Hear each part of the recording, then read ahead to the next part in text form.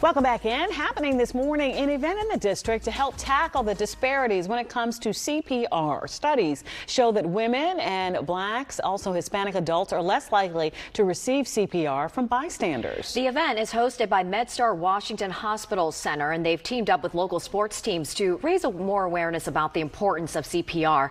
And we've seen recently with both Nabar Hamlin and Bronny James just how this technique can make all the difference, right? Both athletes went into cardiac arrest while playing sports, and experts say they want the public to know that you don't have to be CPR certified to save someone's life.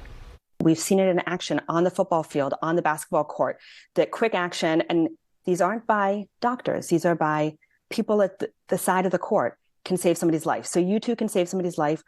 Open up the machine. We talked about the athletes being there, but Miss DC 2023 will also be at the event this morning. She happens to be a 6-time heart attack survivor. 6 times. The event starts at 11 this morning at the courtyard of MedStar Washington Hospital Center.